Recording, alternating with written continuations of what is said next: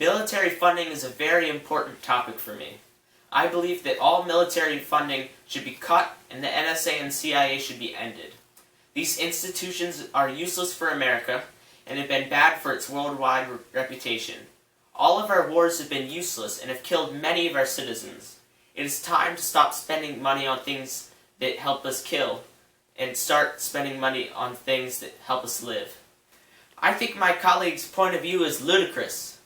We should not weaken our military power in such troubled times. ISIS is gaining power, attacks are happening on our own soil, and you want to take the money away from our military? I believe that we should at least keep our military spending stable or even increase it. I do not agree with either of my colleagues' points of view on this subject. Abolishing all of the institutions that keep us safe would be madness and would be unconstitutional. Strengthening them is also wasteful. We should not be using so much of our precious money on our military. I will use the money that I cut from the military to fund education and expand welfare and research. This will also lower the debt that we are in.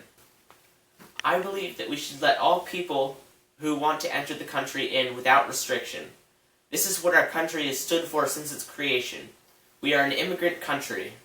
Why should we stop our great tradition of acceptance now? Again, I do not agree with my colleague. His view on the world is idealistic and flawed. There are people out there that want to hurt us. We shouldn't just let anyone in that wants to come. We should have standards for who can enter our country.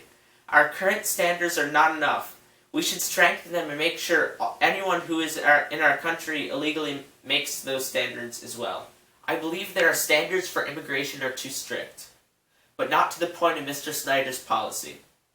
I believe that it should not be impossible to enter our country. Studies have shown that immigration boosts the economy.